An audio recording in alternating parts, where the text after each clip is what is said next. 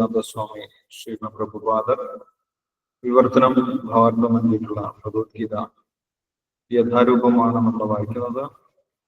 ഇപ്പോൾ നമ്മൾ വായിക്കുന്നത് 15-ാമത്തെ അധ്യായം പുരുഷോത്തമ യോഗം. ഈ അധ്യായത്തിൽ ആദ്യത്തെ ശ്ലോകങ്ങൾ നമ്മൾ വായിച്ചു.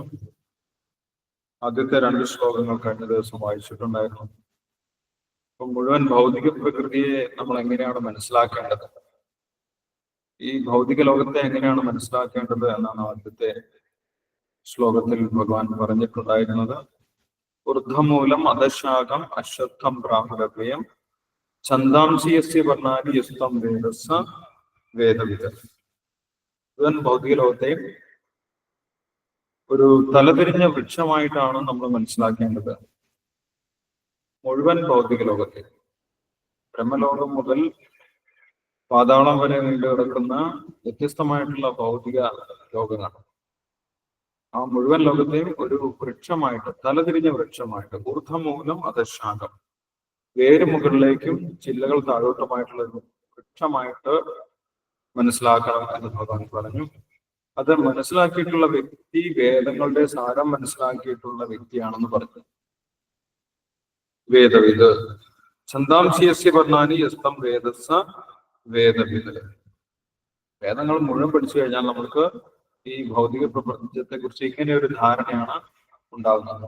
ഇതൊരു തലതിരിഞ്ഞ വൃക്ഷമാണ്. 14 ലോകങ്ങളും നോക്കിക്കഴിഞ്ഞാൽ ഒരു തലതിരിഞ്ഞ വൃക്ഷം പോലെയാണ് എന്ന് മനസ്സിലാക്കാൻ സാധിക്കും. അധശ്ചോർദ്ധം പ്രസിദ്ധ തസ്യശാഖ ഗുണപ്രവൃദ്ധ വിഷയപ്രവാലാ അധശ്ച മൂല്യാൻ അനുസന്ധതാനി കർമാനി മനുഷ്യലോകേ. ഈ ഭൗതിക ലോകത്തിൽ പെട്ടുപോയിട്ടുള്ള ജീവാത്മാക്കളെ ബന്ധിച്ചു നിർത്തുന്നതാണ് ഈ വൃക്ഷം. കർമാനുബന്ധീനി മനുഷ്യലോകം.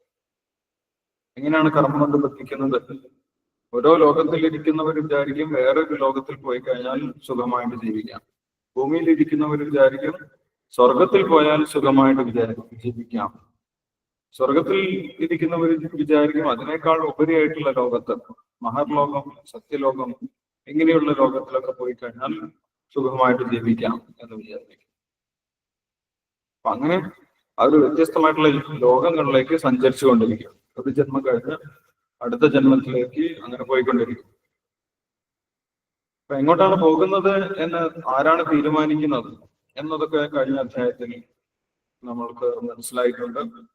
നമ്മൾ ഏത് ഗുണവുമായിട്ടാണോ ബന്ധപ്പെടുന്നത് ആ ഗുണമാണ് തീരുമാനിക്കുന്നത് നമ്മൾ എങ്ങോട്ടാണ് പോകുന്നത്. സത്വഗുണത്തിലിരിക്കുന്നവർ ഉയർന്ന ലോകങ്ങളിലേക്ക് പോകും. രജോഗുണത്തിൽ ഇരിക്കുന്നവർ മധ്യലോകത്തിൽ തന്നെ ഇരിക്കും. തമോ ഗുണത്തിൽ ഇരിക്കുന്നവർ താഴ്ന്ന ലോകങ്ങളിലേക്ക് പോകും. ഊർധ്വം ഗച്ഛന്തി സത്വസ്ഥ മധ്യേ തിഷ്ഠന്തി രാജസ ജഗന്യ ഗുണവൃത്തിസ്ഥോ അധോ ഗച്ഛന്തി താമസം. ഇങ്ങനെ 14 ലോകങ്ങളിലും കർമ്മം കൊണ്ട്, അവരുടെ ആഗ്രഹം കൊണ്ടും അവരങ്ങനെ ചുറ്റി സഞ്ചരിച്ചുകൊണ്ടിരിക്കുക. ഇങ്ങനെയുള്ള ഒരു വൃക്ഷമാണ്, ഭൗതിക വൃക്ഷമാണ് ഈ മുഴുവൻ ഭൗതിക ലോകവും എന്ന് ഭഗവാൻ പറഞ്ഞു. ഈ ഭൗതിക വൃക്ഷത്തിലാണ് ഓരോ ജീവാത്മാവും ബന്ധിച്ചിരിക്കുന്നത്. ഈ വൃക്ഷത്തിന്റെ ഏതെങ്കിലും ഒരു ഭാഗത്തായിരിക്കും നമ്മൾ ഇരിക്കുന്നുണ്ടാവുക. നമ്മൾ ഏത് ലോകത്തിലേക്ക് പോയി കഴിഞ്ഞാലും ഈ വൃക്ഷത്തിന്റെ ഏതെങ്കിലും ഒരു ഭാഗത്തായിരിക്കും.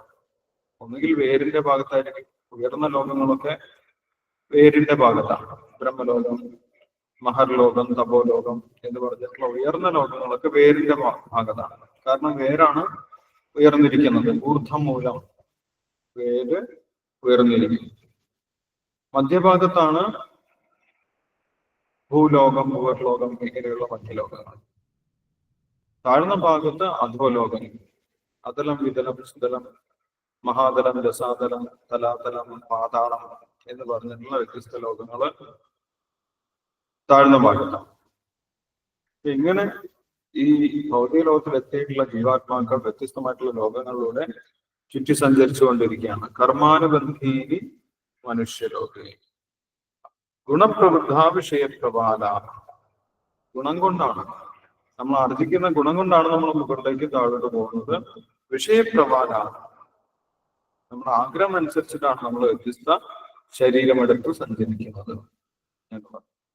ഇതാണ് ഈ ഭൗതിക ലോകത്തിൽ എത്തിയിട്ടുള്ള ഒരു ജീവന്റെ അവസ്ഥ. അപ്പൊ നമ്മുടെ ആ വൃക്ഷത്തിനോടുള്ള ആറ്റിറ്റ്യൂഡ് എന്തായിരിക്കണം? നമ്മൾ എന്താണ് ചെയ്യേണ്ടത്? നമ്മൾ ഏതായാലും ഈ ഭൗതിക ലോകത്തിൽ വന്നു, ഇനിയിപ്പോൾ എന്താണ് ചെയ്യേണ്ടത് എന്നാണ് ഭഗവാൻ അടുത്ത ശ്ലോകത്തിൽ പറയുന്നത്. 3-4 ശ്ലോകങ്ങളെ.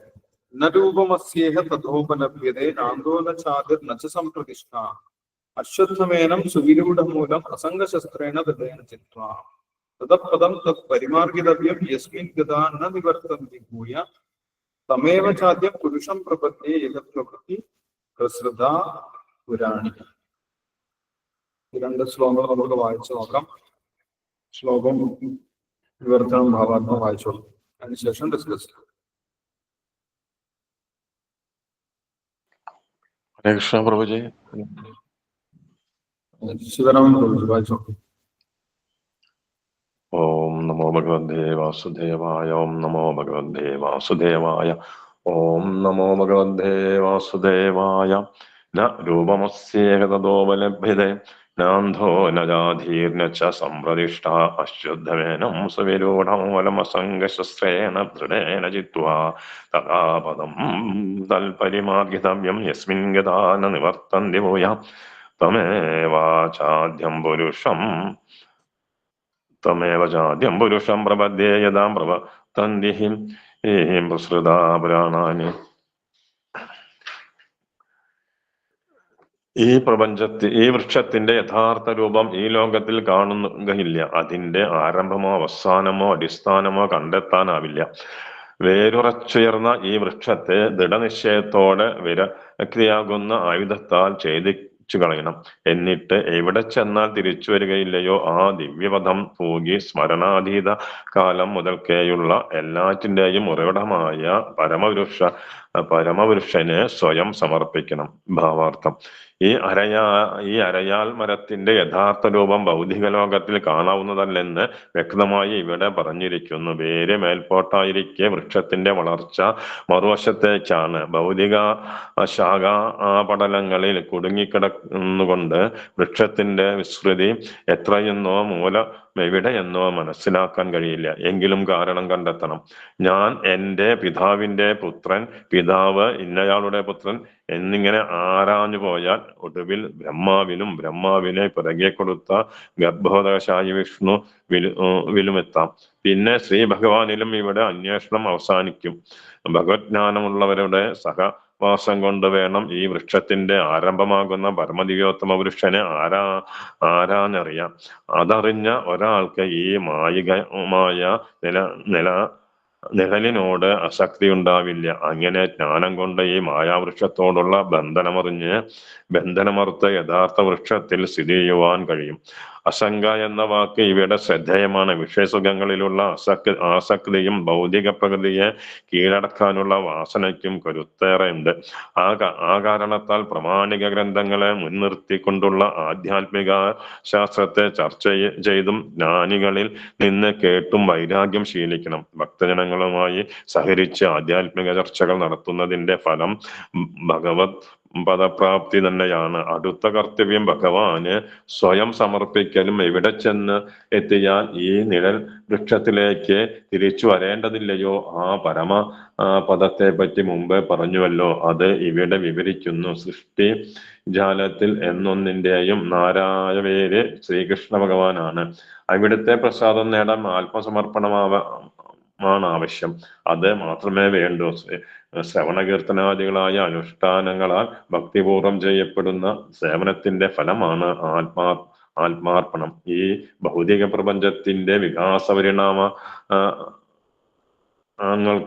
മൂലകാരണമാണ് കൃഷ്ണൻ. ഇത് ഭഗവാൻ തന്നെ വിശദീകരിച്ചിട്ടുണ്ട്. അഹം സർവസ്യ പ്രഭവ, ഞാനാണ് എല്ലാറ്റിൻ്റെയും പ്രഭസ്ഥാനം.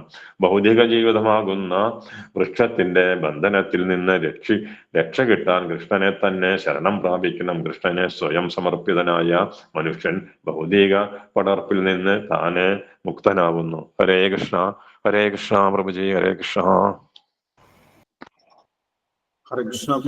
ശിവരാമൻ പ്രഭുജി. ഹരേ കൃഷ്ണ. അപ്പോൾ ഇവിടെ ഭഗവാൻ പറയുന്നു, നരൂപമസ്യേക തഥോപലഭ്യതേ നാന്തോന ചാതിർ നച്ച സംപ്രതിഷ്ഠ അശ്വത്ഥമേനം സുഖിരൂഢമൂലം അസംഗശസ്ത്രേണ ദൃഢേന ചിത്വ. ഭഗവാൻ ഈ ഒരു ഭൗതിക ലോകത്തിനെ ഒരു തലതിരിഞ്ഞ വൃക്ഷമായിട്ട് പറഞ്ഞു. പക്ഷെ ഇതൊരു ഇമാജിനറി ആയിട്ടുള്ള ഒരു ഭാവനയിൽ കാണാൻ സാധിക്കുന്ന വൃക്ഷമാണ്. ഇങ്ങനെ ഒരു യഥാർത്ഥ വൃക്ഷം ഇല്ല എന്നാണ് പറയുന്നത്. യഥാർത്ഥത്തിൽ ഇങ്ങനെ ഒരു വൃക്ഷം ഇല്ല. ഇത് നമുക്ക് ഭാവനയിൽ സങ്കല്പിക്കാവുന്നതാണ്. നരൂപമസ്യേഹ തഥോപലഭ്യത. ഇവിടെ ഈ ലോകത്ത് നമുക്ക് ഇങ്ങനെ ഒരു വൃക്ഷമായിട്ട് കാണാനൊന്നും സാധിക്കുകയില്ല. തലതിരിഞ്ഞ വൃക്ഷം കാണാൻ സാധിക്കുകയില്ല. എല്ലാ വൃക്ഷവും വേര് താഴോട്ടും അതിന്റെ ശാഖകളൊക്കെ മുകളിലോട്ടുമാണ് ഇരിക്കുന്നത്. പക്ഷെ നമുക്ക് എങ്ങനെ സങ്കല്പിക്കാം, ഈ 14 ലോകങ്ങൾ, അതിൽ ഒരുപാട് വ്യത്യസ്തമായിട്ടുള്ള ലോകങ്ങളുണ്ട്. ഓരോ ലോകത്തും, ഭൂലോകത്തിലായാലും ഭൂവർലോകത്തിലായാലും സ്വർഗലോകത്തിലായാലും തപോലോകത്തിലും മഹലോകത്തിലും ഒക്കെ ആയാലും അവിടെ തന്നെ ഒരുപാട് വ്യത്യസ്തമായിട്ടുള്ള ഗ്രഹവ്യൂഹങ്ങളുണ്ട്, വ്യത്യസ്തമായിട്ടുള്ള ലോകങ്ങളുണ്ട്. ഇതെല്ലാം ചേർന്ന് കഴിയുമ്പോൾ ഒരുപാട് ശാഖകളുള്ള ഒരു വൃക്ഷമായിട്ട് നമ്മൾക്ക് സങ്കല്പിക്കാൻ സാധിക്കും. അങ്ങനെ സങ്കല്പിച്ചാൽ മതി. യഥാർത്ഥത്തിൽ അങ്ങനെ ഒരു വൃക്ഷമൊന്നുമില്ല. വ്യത്യസ്തമായിട്ടുള്ള ലോകങ്ങളാണുള്ളത്. ആ ലോകത്തിന് ഒരു വൃക്ഷമായിട്ട് സങ്കല്പിക്കാനാണ് ഭഗവാൻ പറയുന്നത്. എങ്ങനെയുള്ള വൃക്ഷമായിട്ട്? തലതിരിഞ്ഞ വൃക്ഷമായിട്ട് സങ്കല്പിക്കാനാണ് പറയുന്നത്. അപ്പൊ തലതിരിഞ്ഞ വൃക്ഷം എന്ന് പറയുമ്പോൾ അതിന്റെ വേരിന്റെ ഭാഗം ഉയർന്ന ലോകങ്ങളാണ്. ബ്രഹ്മലോകം, മഹർലോകം, തപലോകം തുടങ്ങിയിട്ടുള്ള ഉയർന്ന ലോകങ്ങളിലാണ് അതിന്റെ വേരുള്ളത്. അതിന്റെ മധ്യഭാഗം, അതിന്റെ ആ തടിയുടെ ഭാഗം ഭൂലോകവും ഭൂവർലോകവുമാണ് മധ്യഭാഗം. അതിന്റെ താഴ്ഭാഗം, ഒരുപാട് ശാഖകളുള്ള താഴ്ഭാഗം വ്യത്യസ്തമായിട്ടുള്ള അധോലോകങ്ങൾ, താഴ്ന്ന ലോകങ്ങളാണ്. ഭൂമിക്ക് അടിയിലുള്ള, ഭൂമണ്ഡലത്തിനടിയിലുള്ള അതലം വിതലം അതലം വിതലം സുതലം, തലാതലം, മഹാതലം, പാതാളം, ഇങ്ങനെയുള്ള വ്യത്യസ്തമായിട്ടുള്ള ലോകങ്ങൾ. ഇങ്ങനെ ഒരു ലോകത്ത്, ഇങ്ങനെ ഒരു വൃക്ഷത്തെ സങ്കല്പിക്കാനാണ് ഭഗവാൻ പറയുന്നത്. അങ്ങനെ മുഴുവൻ ലോകത്തെയും ഒരു വൃക്ഷമാക്കി മനസ്സിലാക്കിയതിനു ശേഷം നമ്മൾക്ക് ആ വൃക്ഷത്തിനോട് വിരക്തി ഉണ്ടാകണം എന്നാണ് പറയുന്നത്. നാന്തോനചാതൻ നച്ചു സംപ്രതിഷ്ഠ അശ്വത്ഥമേനം സുഖിരൂഢ മൂലം അസംഗശസ്ത്രേണ ദൃഢേന ചിത്വ. ഈ വൃക്ഷത്തെ മനസ്സിലാക്കിയതിനു ശേഷം വീണ്ടും ഈ വൃക്ഷത്തിൽ തന്നെ ആസക്തനായിട്ടിരിക്കാനല്ല പറയുന്നത്. ആ വൃക്ഷത്തോട് ഒരു അനാസക്തി ഉണ്ടാകണം. ആ വൃക്ഷത്തിൽ നിന്ന് വേറിട്ട് വരാൻ നമുക്ക് സാധിക്കും. കാരണം ഈ വൃക്ഷത്തിൽ സഞ്ചരിക്കുന്നതിന് ഒരു അവസാനവുമില്ല. വീണ്ടും വീണ്ടും വ്യത്യസ്ത ലോകങ്ങളിലേക്ക് നമ്മൾക്ക് സഞ്ചരിക്കാം. പക്ഷേ ഈ വൃക്ഷത്തിന്റെ യഥാർത്ഥ സ്വഭാവം അറിഞ്ഞു കഴിഞ്ഞാൽ നമ്മൾക്ക് അതിനോട് ഒരു അനാസക്തി ഉണ്ടാകും. എന്താണ് നമ്മൾ ഈ വൃക്ഷത്തിനെ കുറിച്ച് മനസ്സിലാക്കേണ്ടത്? ഇത് താൽക്കാലികമാണ്. ഈ വൃക്ഷത്തിൽ ഏത് ലോകത്തിൽ പോയി കഴിഞ്ഞാലും എനിക്ക് സ്ഥിരമായിട്ട് നിൽക്കാൻ സാധിക്കില്ല. ഒന്നും എന്റെ സ്ഥിരതാമസത്തിനുള്ള സ്ഥലങ്ങളല്ല. ഏത് ശരീരം എടുത്തു കഴിഞ്ഞാലും അതിന് ഒരു അവസാനമാണ്. കുറച്ചു കാലം ജീവിക്കാം, വീണ്ടും അതിൽ നിന്ന് പുറത്തു പോകേണ്ടി വരും. അതേപോലെ ഏത് ലോകത്ത് പോയാലും കുറച്ചു കാലം മാത്രമേ നിൽക്കാൻ സാധിക്കൂ. സമയം കഴിയുന്ന സമയത്ത് അവിടെ വീണ്ടും പുറത്തേക്ക് പോകണം.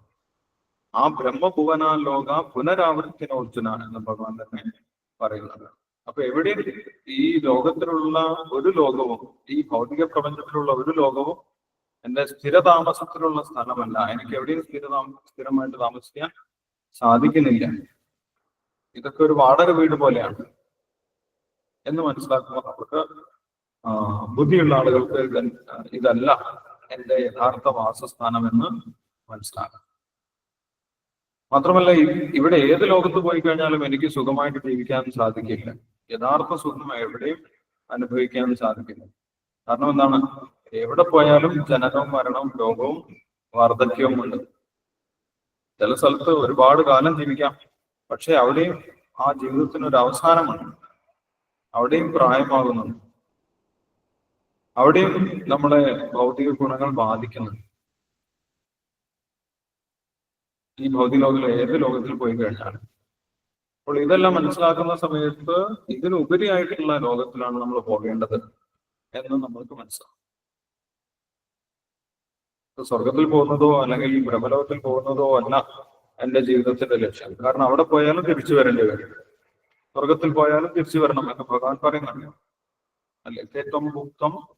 തേത്വം ഭുക്ത സ്വർഗലോകം വിശാലം ക്ഷീണേ പുണ്യേ മർത്യലോകം വിശന്തി 9ാമത്തെ അധ്യായത്തിൽ പറയുന്നുണ്ട്. ഇനി സ്വർഗലോകമല്ല, അതിന്റെ ഉപരിയായിട്ടുള്ള ബ്രഹ്മലോകത്തിൽ പോയാലും തിരിച്ചു വരണം. ആ ബ്രഹ്മഭുവന ലോക പുനരാവർത്തിനോ, ബ്രഹ്മലോകത്ത് പോയാലും തിരിച്ചു വരണം. അപ്പോൾ പിന്നെ എന്തിനാണ് ഇത്രയും കഷ്ടപ്പെട്ട് അവിടെ പോയിട്ട് വീണ്ടും ഇങ്ങോട്ട് തന്നെ വരുന്നത്? ഒരുപാട് ജന്മങ്ങൾ എടുത്തിട്ട് വേണം വീണ്ടും ഇങ്ങോട്ട് വരാൻ വേണ്ടിയിട്ട്. ഇത് മനസ്സിലാക്കിയ ഒരു വ്യക്തിക്ക് ഈ ഭൗതിക ലോകത്തിനോടൊരു വിരക്തി ഉണ്ടാകും. ഇത് യഥാർത്ഥത്തിൽ ബോധ്യപ്പെട്ടു കഴിഞ്ഞാൽ വിരക്തി ഉണ്ടാകും. അങ്ങനെ വിരക്തി ഉണ്ടാകണമെന്നാണ് ഭഗവാൻ പറയുന്നത്. അസംഗശസ്ത്രേണ ദൃഢേന ചിത്വ. അങ്ങനെ വിരക്തി ഉണ്ടെങ്കിൽ മാത്രമേ ഈ ഭൗതിക ലോകത്ത് നമുക്ക്, ഈ ഭൗതിക വൃക്ഷത്തിൽ നിന്ന് നമുക്ക് പുറത്തു കിടക്കാൻ സാധിക്കുകയുള്ളൂ. ആർക്കാണ് ഈ ഭൗതിക ലോകത്തിന്റെ പുറത്തു കിടക്കാൻ യോഗ്യതയുള്ളത് എന്ന് 5ാമത്തെ ശ്ലോകത്തിൽ പറയുന്നുണ്ട്. അടുത്ത ശ്ലോകത്തിന്റെ നമ്മൾ വായിച്ചിട്ടില്ല. 4ാമത്തെ ശ്ലോകത്തിൽ പറയുന്നത് ഈ ഭൗതിക ലോകത്തിൽ നിന്ന്, ഈ ഭൗതിക വൃക്ഷത്തിൽ നിന്ന് രക്ഷപ്പെട്ടു കഴിഞ്ഞാൽ നമ്മൾ എങ്ങോട്ടാണ് എത്തിച്ചേരുന്നത്? നമ്മൾ ഇല്ലാതായി തീരുമോ? നമ്മൾ ശൂന്യതയിൽ എത്തുമോ? എവിടെയാണ് എത്തുന്നത് എന്ന് അടുത്ത ശ്ലോകത്തിൽ പറയുന്നുണ്ട്. നേരത്തെ തന്നെ ശീലപ്രഭാതർ പറയുന്നുണ്ട്, ഇതിനുപരിയായിട്ട് ആത്മീയ ലോകമുണ്ട്. ആത്മീയ ലോകത്തിലും ഇതേപോലെ തന്നെ വൈവിധ്യങ്ങളുണ്ട്. ആത്മീയ ലോകത്തിലെ വൈവിധ്യങ്ങളാണ് ഇവിടെ നിഴലായിട്ട് നമ്മൾ കാണുന്നത്, തലതിരിഞ്ഞ ഒരു പ്രതിബിംബമായിട്ട് നമ്മൾ കാണുന്നത്. ആത്മീയ ലോകം ശൂന്യതയല്ല. അവിടെയും എല്ലാ ഈ ഭൂമിയിൽ കാണുന്നതും ഈ പ്രപഞ്ചത്തിൽ കാണുന്നതുമായിട്ടുള്ള എല്ലാ കാര്യങ്ങളും ഉണ്ട്. പക്ഷെ അത് സ്ഥിരമാണ്, ഇവിടെ അസ്ഥിരമാണ്. ഭൗതിക ലോകം സ്ഥിരമല്ലാത്തതാണ്, ആത്മീയ ലോകം സനാതനമാണ്. ഭൗതിക ലോകത്തിൽ എപ്പോഴും സൃഷ്ടിസ്ഥിതി സംഹാരങ്ങൾ നടന്നുകൊണ്ടിരിക്കുന്നു. ഭൂത്വാ പ്രളീയത, വീണ്ടും വീണ്ടും ഉണ്ടാകുന്നു, വീണ്ടും വീണ്ടും നശിക്കുന്നു. ഇതാണ് ഭൗതിക ലോകത്തിന്റെ സ്വഭാവം. ആത്മീയ ലോകത്ത് ഈ സൃഷ്ടിസ്ഥിതി സംഹാരങ്ങളില്ല, അത് സനാതനമാണ്. അവിടെ സമയം നമ്മളെ ബാധിക്കുന്നില്ല. അവിടെയും എല്ലാവിധ വൈവിധ്യങ്ങളും ഉണ്ട്. അവിടെയും സസ്യങ്ങളുണ്ട്, അവിടെയും ജീവജാലങ്ങളുണ്ട്, അവിടെയും സ്ത്രീ പുരുഷന്മാരുണ്ട്, അവിടെയും കുടുംബ ബന്ധങ്ങളുണ്ട്, അവിടെ എല്ലാം ഉണ്ട്. പക്ഷെ ഇവിടെ ഈ ഭൗതിക ലോകത്ത് അസൂയയിലൂടെയാണ് ബന്ധമുണ്ടാകുന്നത്. കാമം ക്രോധത്തിൽ നിന്നാണ് ഇവിടെ ബന്ധമുണ്ടാകുന്നത്. ആത്മീയ ലോകത്തിൽ പ്രേമത്തിൽ നിന്നാണ് ബന്ധമുണ്ടാകുന്നത്. സ്നേഹത്തിലൂടെയാണ്, സ്നേഹബന്ധമാണ് യഥാർത്ഥ സ്നേഹം. ഭഗവാനോടുള്ള സ്നേഹത്തിൽ നിന്നാണ് ബന്ധമുണ്ടാകുന്നത്. എല്ലാവർക്കും ഭഗവാനുമായിട്ട് നേരിട്ട് ബന്ധമുണ്ട്. എല്ലാവരും ഭഗവാന്റെ കുടുംബാംഗങ്ങളാണ്. അതാണ് ആത്മീയ ലോകത്തിന്റെയും ഭൗതിക ലോകത്തിന്റെയും വ്യത്യാസം. ഭൗതിക ലോകത്തിൽ എല്ലാവരും ഭഗവാനെ മറന്നാണ് ജീവിക്കുന്നത്. ആത്മീയ ലോകത്തിൽ ഭഗവാനെ സേവിച്ചാണ് ജീവിക്കുന്നത്. അവിടെ എത്തിക്കഴിഞ്ഞാൽ നമ്മുടെ അസ്തിത്വം, നമ്മുടെ വ്യക്തിത്വം ഇതൊന്നും ഇല്ലാതാകുന്നില്ല. നമ്മുടെ വ്യക്തികളായിട്ട് തന്നെ നിൽക്കും. നമ്മുടെ വ്യക്തിത്വം ഒരിക്കലും ഇല്ലാതാകുന്നില്ല എന്ന് ആദ്യം തന്നെ ഭഗവാൻ പറയുന്നുണ്ട് 2ാമത്തെ അധ്യായത്തിൽ അല്ലെ. നത്വേവാഹം ജാതനാസം നത്വം നിമേ ജനാധിപ നൈവ ന ഭവിഷ്യാമ സർവേ വയമതപര. നീയോ ഞാനോ ഈ കാണുന്ന രാജാക്കന്മാരോ ഒന്നും ഒരിക്കലും ഇല്ലാതാകുന്നില്ല. നമ്മളെല്ലാവരും മുന്നേ ഉണ്ടായിരുന്നു, ഇപ്പോഴുണ്ട്, ഇനി ഭാവിയിലും എല്ലാ കാലത്തും നമ്മൾ ഉണ്ടാകും. അപ്പൊ ആത്മീയ ലോകത്ത് പോയി കഴിഞ്ഞാലും ഒരിക്കലും നമ്മുടെ വ്യക്തിത്വം ഇല്ലാതാകുന്നില്ല. നമ്മൾ നമ്മളതായിട്ടിരിക്കും. നമ്മളെ കുറിച്ചുള്ള ബോധവും നമ്മൾക്കുണ്ടാകും. അതിനൊന്നും യാതൊരു വ്യത്യാസവും സംഭവിക്കുന്നില്ല. അപ്പോൾ അങ്ങനെ ഈ ഭൗതിക ലോകത്തിൽ നിന്നും പുറത്തെത്തി നമ്മളെ എന്താണ് ചെയ്യേണ്ടത് എന്നാണ് 4ാമത്തെ ശ്ലോകത്തിൽ പറയുന്നത്. തദപദം തത് പരിമാർഗിതവ്യം യസ്മിൻ ഗതാ ന നിവർത്തന്തി പൂജ തമേവ ജാത്യം പുരുഷം പ്രവൃത്തി ഇത പ്രവൃത്തി പ്രസൃത പുരാണി.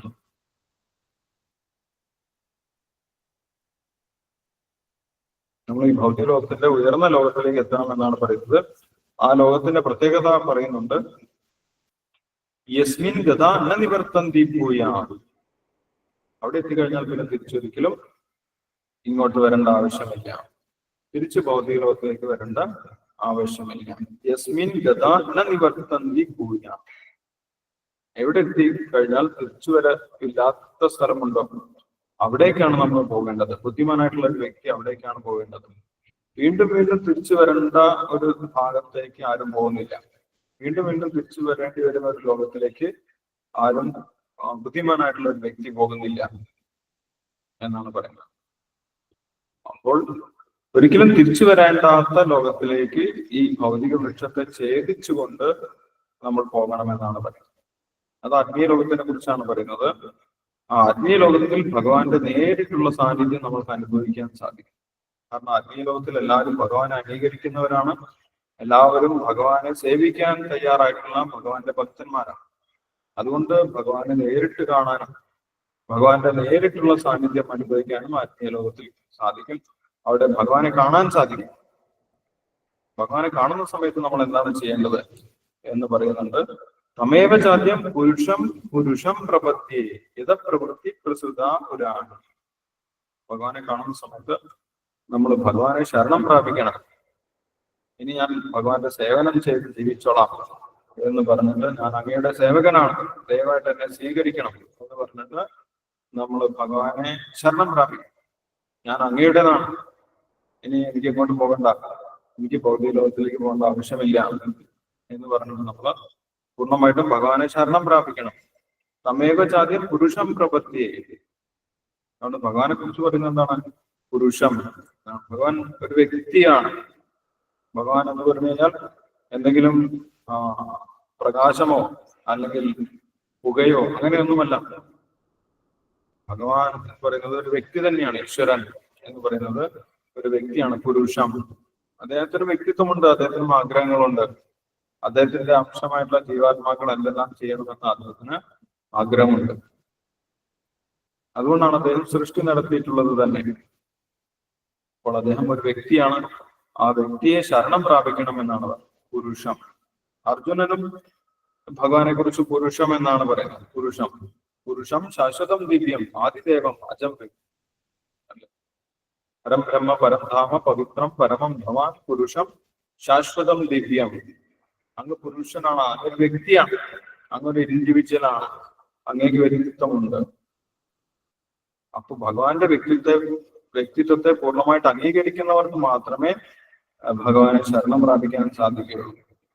അങ്ങനെയുള്ള ഭഗവാനെ ശരണം പ്രാപിക്കണമെന്നാണ് പറയുന്നത്. ഈ ഭൗതിക ലോകത്തിൽ നിന്നും പുറത്തു കടന്ന് ഭഗവാനെ ശരണം പ്രാപിച്ച് യഥപ്രവൃത്തി പ്രസൃതാപുരാണി. അതിനുശേഷം നമ്മുടെ ശാശ്വതമായിട്ടുള്ള ഭഗവാന്റെ സേവനം, അവിടെയും പ്രവൃത്തിയുണ്ട്. അവിടെയും നമ്മൾ ധ്യാനിച്ചിരിക്കുകയല്ല ചെയ്യുന്നത്, അവിടെ ഒരുപാട് സേവനങ്ങളുണ്ട്. ഭഗവാൻ വേണ്ടി ആനന്ദപൂർവ്വം സുസുഖം കർത്തമൊക്കെയും അവിടെ വളരെ ഈസി ആയിട്ട് നമുക്ക് ഭഗവാന്റെ സേവനങ്ങളൊക്കെ സന്തോഷത്തോടു കൂടി ചെയ്യാം. ഭഗവാന്റെ സേവനം ചെയ്യുന്നതോട് നമുക്ക് ആനന്ദമുണ്ടാകും, ആനന്ദാബുദ്ധി വർധനം. അങ്ങനെയുള്ള സേവനങ്ങൾ, സ്ഥിരമായിട്ടുള്ള സേവനം നമുക്ക് ചെയ്യാം എന്നാണ് പറയുന്നത്. അപ്പൊ ഇതാണ് വേദം മനസ്സിലാക്കിയ ഒരു വ്യക്തി ചെയ്യേണ്ടത് എന്നാണ് ഭഗവാൻ ഇവിടെ വിശദീകരിക്കുന്നത്. ഇതില് ശിലപ്രഭാതർ പറയുന്ന ഒരു കാര്യം അസംഗശസ്ത്രേണ. എങ്ങനെയാണ് ഈ ഭൗതിക വൃക്ഷത്തിൽ നിന്ന് നമുക്ക് അസംഗമുണ്ടാകുന്നത്, അതിനോടുള്ള ആസക്തി ഇല്ലാതാകുന്നത് എന്നാണ്. അതിനുള്ള ഒരു പ്രാക്ടിക്കൽ ആയിട്ടുള്ള മാർഗം ശിലപ്രഭാതർ പറയുന്നുണ്ട്. പ്രാമാണിക ഗ്രന്ഥങ്ങളെ മുൻനിർത്തിക്കൊണ്ടുള്ള ആധ്യാത്മിക ശാസ്ത്രത്തെ ചർച്ച ചെയ്തും ജ്ഞാനികളിൽ നിന്ന് കേട്ടും വൈരാഗ്യം ശീലിക്കണം. അപ്പോൾ നമ്മൾ പ്രാക്ടിക്കലായിട്ട് ചെയ്യേണ്ടത് ഭഗവത്ഗീത, ഭാഗവതം തുടങ്ങിയിട്ടുള്ള ഗ്രന്ഥങ്ങൾ ചർച്ച ചെയ്യുക എന്നുള്ളതാണ്. വായിക്കുക, അത് കേൾക്കുക, അതിൽ ഉള്ള സംശയങ്ങളൊക്കെ ചർച്ച ചെയ്യുക, അതിൽ നിന്ന് മനസ്സിലാക്കിയ കാര്യങ്ങൾ ചർച്ച ചെയ്യുക. ഇതാണ് യഥാർത്ഥത്തിൽ നമുക്ക് ആത്മീയ ബോധം വർദ്ധിക്കുന്നതിന് വേണ്ടി നമ്മൾ ചെയ്യേണ്ട കാര്യം എന്ന് പറയും. അപ്പൊ നമുക്ക് അതിനുള്ള അവസരമുണ്ട്. ഇവിടെ ജ്ഞാനികളുമായിട്ട് ഭക്തന്മാരുമായിട്ട് സഹവസിക്കാൻ പറയുന്നത്. എങ്ങനെയാണ് ജ്ഞാനികളും ഭക്തന്മാരുമായിട്ട് സഹവസിക്കുന്നത്? അതിനു വേണ്ടിയിട്ടാണ് ശീലപ്രഭാതർ ഈ ഗ്രന്ഥങ്ങൾ വിശദമായിട്ട് എഴുതിയിട്ടുള്ളത്. ശീലപ്രഭാതരുടെ പുസ്തകങ്ങൾ വായിക്കുന്ന സമയത്ത് നമ്മൾ ശീലപ്രഭാതരുമായിട്ട് സഹവസിക്കുന്നു. ശീലപ്രഭാതൻ എന്താണോ പറയുന്നത് അത് നമ്മൾ കേൾക്കുന്നതാണ്. നേരിട്ട് നമുക്ക് ശീലപ്രഭാതരുടെ സഹവാസം, അസോസിയേഷൻ ലഭിക്കുന്നുണ്ട്. അങ്ങനെ തുടർച്ചയായിട്ട് നമ്മൾ ചെയ്തു കഴിഞ്ഞാൽ, വായിക്കുകയും ചർച്ച ചെയ്യുകയും കേൾക്കുകയും ഒക്കെ ചെയ്തു കഴിഞ്ഞാൽ ഓട്ടോമാറ്റിക് ആയിട്ട് നമ്മൾക്ക് ഈ ഭൗതിക ലോകത്തിനെ കുറിച്ച് മനസ്സിലാകും, ആത്മീയ ലോകത്തിനെ കുറിച്ചും മനസ്സിലാകും. അങ്ങനെ നമ്മൾ ആത്മീയ ബോധം കൂടി വരും, ആത്മീയ ബോധം വർദ്ധിക്കും. നമ്മൾ ഭൗതികമായിട്ട് ചിന്തിക്കുന്ന ആളുകളുമായിട്ടാണ് കൂട്ടുകൂടുന്നതെങ്കിൽ നമ്മുടെ ഭൗതിക ബോധമാണ് വർദ്ധിക്കുന്നത്, നമ്മുടെ ആത്മീയ ബോധം വർദ്ധിക്കുന്നില്ല. നമ്മൾ ഭൗതികമായിട്ട് ചിന്തിക്കാൻ തുടങ്ങും. അപ്പോൾ പിന്നെ നമുക്ക് ഭൗതിക ലോകത്തിൽ തന്നെ വീണ്ടും തിരിച്ചു വരേണ്ടി വരും. ആത്മീയ ബോധം വർദ്ധിച്ചാൽ മാത്രമേ നമുക്ക് ഈ ഭൗതിക ലോകത്തിന്റെ യഥാർത്ഥ സ്വഭാവം മനസ്സിലാക്കി തിരിച്ചു പോകാൻ സാധിക്കുള്ളൂ എന്നാണ് പറയുന്നത്. അപ്പോൾ അതാണ് മെത്തേഡ്. ഭഗവാനെ കുറിച്ച് കേൾക്കുക, ശാസ്ത്രത്തിൽ നിന്നും ഭഗവാനെ കുറിച്ച്, ഭഗവത്ഗീതയിൽ നിന്നും ഭാഗവതത്തിൽ നിന്നും ഭഗവാനെ കുറിച്ച് നിരന്തരം കേൾക്കുക എന്നുള്ളതാണ്. നിത്യം ഭാഗവത സേവയാണ്. ദിവസവും നമ്മൾ ഭഗവാനെ കുറിച്ച് നിരന്തരമായി കേട്ടുകൊണ്ടിരിക്കണം എന്നാണ് പറയുന്നത്. അങ്ങനെ കേട്ടു കഴിഞ്ഞാൽ നമ്മൾക്ക് ഈ ഭൗതിക ലോകത്തിൽ നിന്നും മുക്തി ലഭിച്ച് ഭഗവാനെ ദർശിക്കാൻ സാധിക്കും, ഭഗവാനെ കാണാൻ സാധിക്കും, ഭഗവാനെ ശരണം പ്രാപിക്കാനും സാധിക്കും. നമ്മൾ ഭഗവാനെ തന്നെയാണ് ശരണം പ്രാപിക്കേണ്ടതെന്ന് പറയുന്നു.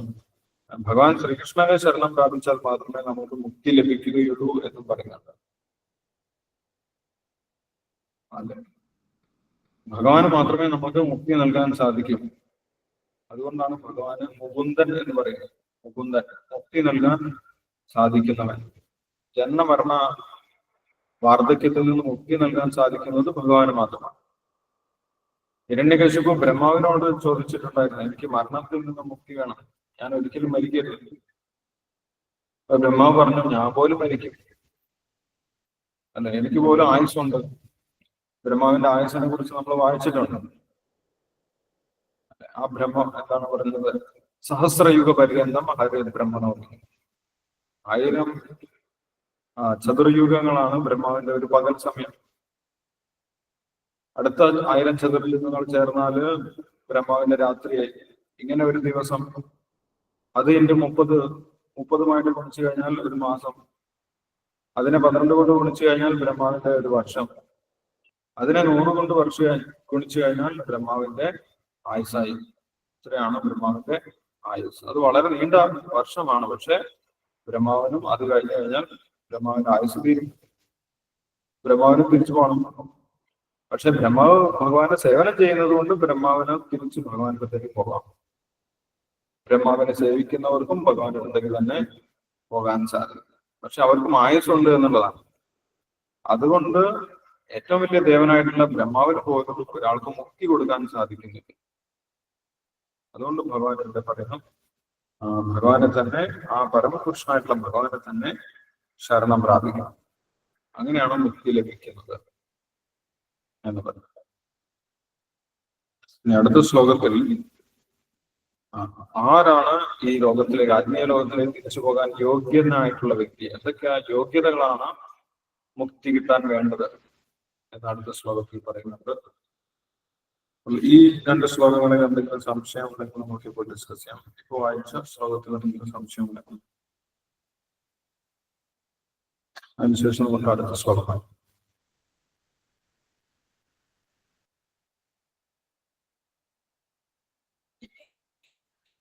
ഹരേ കൃഷ്ണ പ്രഭുജി. സഞ്ജീവനി മാതാജി പറഞ്ഞോ. ശൂന്യത ഉള്ള ലോകം പ്രഭു പറഞ്ഞില്ലേ, ഏതാണ്? ക്ലിയർ ആയില്ല മാതാജി. ശൂന്യത ഒരു ലോകത്തുണ്ട് എന്ന് പറഞ്ഞല്ലോ, അത് എനിക്ക് ശരിക്കും മനസ്സിലായില്ല.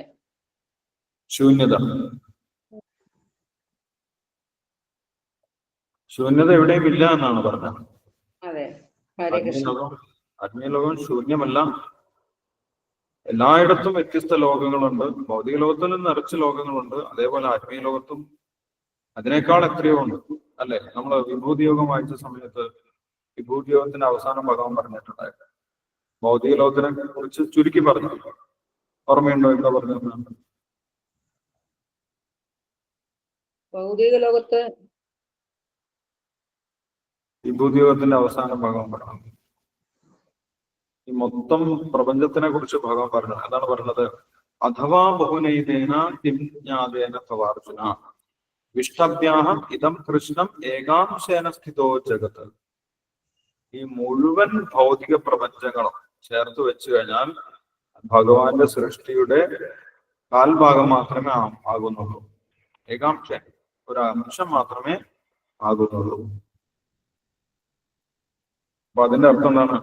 ആത്മീയ ലോകത്തിൽ ഇതിനേക്കാൾ എത്രയോ ഇരട്ടി ലോകങ്ങളുണ്ടെന്ന്. ഭൗതിക ലോകത്തിലുള്ള ലോകങ്ങൾ ഒരു കാൽഭാഗം മാത്രമേ ആകുന്നു. അതുകൊണ്ടാണ് ഭൗതിക സൃഷ്ടിക്ക് ഏകപാദ് വിഭൂതി എന്ന് പറയുന്നത്. ഭഗവാന്റെ സൃഷ്ടിയിലെ ഏകപാദ് വിഭൂതിയാണ് ഭൗതിക ലോകങ്ങൾ. ബാക്കിയൊക്കെ ആത്മീയ ലോകത്തിലാണ്. അതിനാണ് ത്രിപാദ് വിഭൂതി എന്ന് പറയുന്നത്. ത്രിപാദ് വിഭൂതി. ആത്മീയ ലോകത്തിലും നിറച്ച് ലോകങ്ങളുണ്ട്. ഭൗതിക ലോകത്തിലുള്ളതിനേക്കാൾ എത്രയോ ഇരട്ടി ലോകങ്ങൾ ആത്മീയ ലോകത്തിലുണ്ട്. അവിടെയൊക്കെ നിറച്ചും ജീവാത്മാക്കളുണ്ട്, ജീവജാലങ്ങളുണ്ട്, വ്യത്യസ്തമായിട്ടുള്ള ജീവജാലങ്ങളുണ്ട്.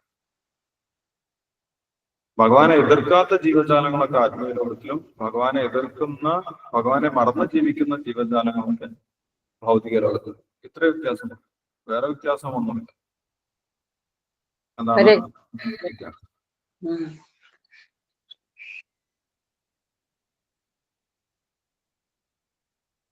Okay, yes. ഓക്കെ, അപ്പൊ നമുക്ക് അടുത്ത ശ്ലോകം വായിക്കാം. 5-ാമത്തെ ശ്ലോകം. ആർക്കാണ് തിരിച്ചു പോകാൻ സാധിക്കുന്നത് എന്നാണ് അടുത്ത ശ്ലോകത്തിൽ പറയുന്നത്. നിർമ്മാനമോഹ ചിതസംഗദോഷ അധ്യാത്മനിത്യ വിനിവൃത്ത കാമ ദ്വന്ദ്വേർ വിമുക്ത സുഖദുഃഖ സംജ്ഞ ഗച്ഛന്തി അമൂഢ പദമവ്യയം തത് എന്നാണ് പറയുന്നത്. എന്താണ് നമുക്ക് വായിച്ചു നോക്കാം. വിവർത്തനം ഭാവാർത്ഥം വായിച്ചോളൂ. ഹരേ കൃഷ്ണ. ഹരേ കൃഷ്ണ. ആരാണ് വായിക്കുന്നത്? അജിത് പ്രഭു വായിച്ചോളൂ. ഓം നമോ ഭഗവതേ വാസുദേവ. ഓം നമോ ഭഗവതേ വാസുദേവായ. ഓം നമോ ഭഗവതേ വാസുദേവായ.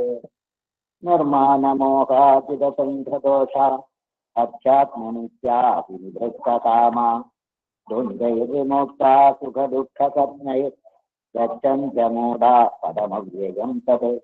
മിഥ്യാഭിമാനം, മായാമോഹം, ചിത്തവിസർഗം എന്നീ ദോഷങ്ങളൊഴിഞ്ഞ് ഭൗതിക തൃഷ്ണയിൽപ്പെടാതെ സനാതന തത്വത്തെ അറിഞ്ഞ് സുഖദുഃഖാദികളായ ദ്വന്ദ്വങ്ങളിൽ നിന്നും മോചിതരായി വിഭ്രാന്തരാകാതെ പരമപുരുഷനെ സ്വയം സമർപ്പിക്കുന്നത് എങ്ങനെ എന്ന് അറിയാവുന്നവർ പരമമായ ശാശ്വത സാമ്രാജ്യം പ്രാപിക്കും.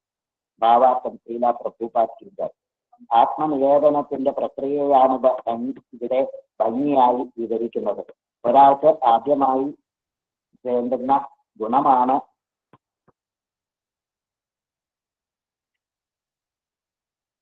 അഹംഭാവത്താൽ വിഭ്രാന്തരാകാതിരിക്കുക എന്നത്.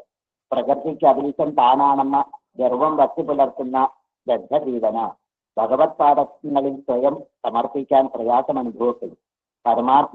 പരമാർത്ഥ ജ്ഞാനം വളർത്തിയെടുത്ത് താനല്ല ഭൗതിക പ്രകൃതിക്ക് അതീശനെന്ന് മനസ്സിലാക്കണം. പരമദിവ്യോത്തമ പുരുഷനാണ് പ്രകൃതിക്ക് അതീശൻ. അഹങ്കാരജന്യമായ വിഭ്രാന്തിയിൽ നിന്ന് മുക്തനായാൽ ഭഗവാനിലുള്ള ആത്മാർപ്പണം ആരംഭിക്കാൻ സാധിക്കും. ഈ ഭൗതിക ലോകത്തിൽ ഏതെങ്കിലും വിധത്തിൽ ബഹുമതി നേടാമെന്ന് എപ്പോഴും പ്രതീക്ഷിക്കുന്നവർക്ക് പരമപുരുഷനെ ശരണം പ്രാപിക്കാൻ സാധ്യമല്ല. മായയിൽ നിന്നുളവാകുന്നതാണ് അഹംഭാവം. ഇവിടെ വന്ന് കുറച്ചുനാൾ താമസിച്ച് വീണ്ടും പോകുന്നവർ ഈ ലോകത്തിലെ പ്രഭുക്കളാണെന്ന് സ്വയം ഭാവിക്കുന്നത് എന്തൊരു ഘോഷത്വമാണ്. ഇങ്ങനെ ഭാവിക്കുന്നത് കൊണ്ട് അവർ ഏത് കാര്യത്തിലും കുഴപ്പമുണ്ടാക്കുകയും എപ്പോഴും ക്ലേശിക്കാൻ ഇടവരുകയും ചെയ്യുന്നു. ലോകം ഈ തോന്നലിലാണ് സഞ്ചരിക്കുന്നത്. ഈ ഭൂമി മനുഷ്യവർഗത്തിന്റെ തെറ്റാണെന്ന് ആളുകൾ കരുതുന്നു. അങ്ങനെ തെറ്റിദ്ധരിച്ച് ഉടമാവകാശത്തിന്റെ പേരിൽ അതിനെ വിഭജിക്കുകയും ചെയ്യുന്നു. മനുഷ്യവർഗത്തിന്റെ ഉടമാവകാശത്തിന് കീഴിലാണ് ഭൂമി എന്ന മിഥ്യാധാരണ ഉപേക്ഷിച്ചേ തീരും. എന്നാൽ കുടുംബം, രാഷ്ട്രം, സമൂഹം എന്നിവയെ സംബന്ധിച്ചുള്ള മമതകളും തനിയെ നിന്നു. തെറ്റായ ഇത്തരം ബന്ധങ്ങളാണ് മനുഷ്യന് ഭൗതിക ലോകമാകുന്ന കുടുക്കിൽ കൊടുക്കുന്നത്. ഇവയിൽ നിന്ന് മുക്തി നേടിയിട്ട് വേണം ആധ്യാത്മിക ജ്ഞാനം വളർന്നു. എന്താണ് തന്റേതെന്നും തന്റേതല്ലാത്തതെന്നുമുള്ള അറിവ് സമ്പാദിച്ചു കഴിഞ്ഞാൽ, വസ്തുക്കളെ അതേപടി അറിയാൻ കഴിഞ്ഞാൽ സന്തോഷ സന്താപങ്ങൾ, സുഖദുഃഖങ്ങൾ ആദിയായ ബന്ധങ്ങളിൽ നിന്നും മുക്തി ലഭിക്കും. ജ്ഞാനത്തിന് പൂർണ്ണത വരും. ഭഗവാന് സ്വയം സമർപ്പണം ചെയ്യുവാനും സാധിക്കും. ഹരേ കൃഷ്ണ കൃഷ്ണ കൃഷ്ണ ഹരേ ഹരേ, ഹരേ രാമ രാമ രാമ ഹരേ ഹരേ. ഹരേ കൃഷ്ണ പ്രഭുജി. ഹരേ കൃഷ്ണ. ഹരേ കൃഷ്ണ. Thank you Ajith പ്രഭുജി. ഹരേ കൃഷ്ണ. അപ്പോൾ ഭഗവാൻ അതിനുള്ള ഇവിടുന്ന് ഈ ഭൗതിക ലോകത്തിൽ നിന്നും ഭൗതിക വൃക്ഷത്തിൽ നിന്നും മുക്തരാകാനുള്ള യോഗ്യതകൾ പറയുന്നു. നിർമ്മാനമോഹ ചിതസംഗദോഷ അധ്യാത്മനിത്യ വിനിവൃത്തകാമ ദ്വന്ദ്വേർവിമുക്ത സുഖദുഃഖ സംജ്ഞേർഗച്ഛത്യമൂഢ പദം അവ്യയം തത്. നിർമ്മാനം മോഹം, ജിതസംഗദോഷ മാനം മോഹം, ഇതിൽ നിന്ന് മുക്തരായിട്ടുള്ളവരാണ് അവിടേക്ക് പോകുന്നത്. നിർമ്മാനം, മാനത്തിൽ നിന്ന് മോഹത്തിൽ. എന്താണ് മോഹം എന്ന് പറയുന്നത്? മോഹം എന്ന് പറയുന്നത് ശിലപ്രഭാതർ വിശദീകരിക്കുന്നുണ്ട്. ഞാൻ ഈ ഭൗതിക പ്രകൃതിയുടെ നിയന്താവാണ്. ഞാൻ ഈ ഭൗതിക പ്രകൃതിയെ നിയന്ത്രിക്കുന്ന വ്യക്തിയാണ്. ഞാനാണ് ഈശ്വരൻ, ഞാനാണ് കൺട്രോളർ. എന്റെ നിയന്ത്രണത്തിലാണ് എല്ലാം നടക്കുന്നത്. ഞാൻ പറയുന്നത് പോലെയാണ് കാര്യങ്ങളൊക്കെ നടക്കുന്നത് എന്ന് വിചാരിക്കുന്നത് മോഹമാണ്, തെറ്റിദ്ധാരണയാണെന്നത്. യഥാർത്ഥത്തിൽ നമ്മൾ പറയുന്നത് പോലെയല്ല, നമ്മൾ വിചാരിക്കുന്നത് പോലെയല്ല കാര്യങ്ങൾ നടക്കുന്നത്. അല്ലെ, ഭഗവാൻ പറയുന്നത് പോലെയാണ് കാര്യങ്ങൾ നടക്കുന്നത്. മയാധ്യക്ഷേണ പ്രകൃതി സൂയതേ സചരാചര. പ്രകൃതിയെ നിയന്ത്രിക്കുന്ന യഥാർത്ഥ വ്യക്തി ഭഗവാനാണ്. പക്ഷെ നമ്മൾ തെറ്റായിട്ട് ഞാനാണ് നിയന്ത്രിക്കുന്ന വ്യക്തി എന്ന് വിചാരിക്കുകയാണ്. അതിനാണ് മോഹം എന്ന് പറയുന്നത്. ദ്വന്ദ്മോഹം ഇരവിതാണ്. അല്ലെ, നമ്മൾ മോഹം കൊണ്ടാണ് ഭൗതിക ലോകത്തിലേക്ക് വരുന്നത് തന്നെ.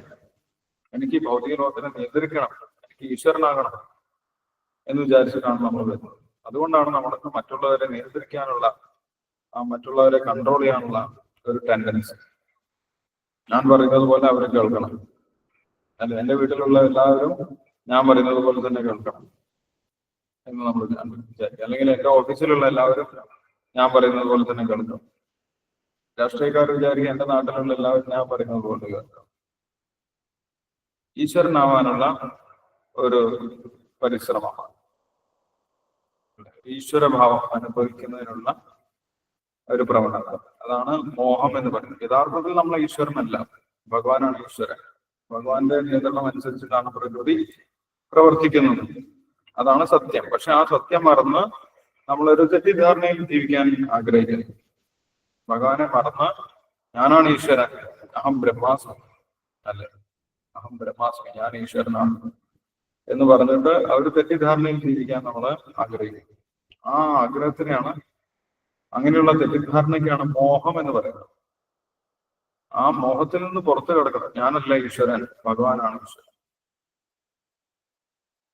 എന്ന് നമ്മൾ യഥാർത്ഥത്തിൽ അറിഞ്ഞിരിക്കണം. നിർമ്മാന മോഹം, അതാണ് മോഹം. മാനം എന്ന് പറഞ്ഞു കഴിഞ്ഞാൽ എല്ലാവരും എന്നെ ബഹുമാനിക്കണം എന്ന് ചിന്തിക്കുന്നതാണ് മാനം. എല്ലാവരും എന്നെ ബഹുമാനിക്കണം. കോന്യോസ്തി സദൃശോ മയ, എന്നെ പോലെ ആരാണുള്ളത്?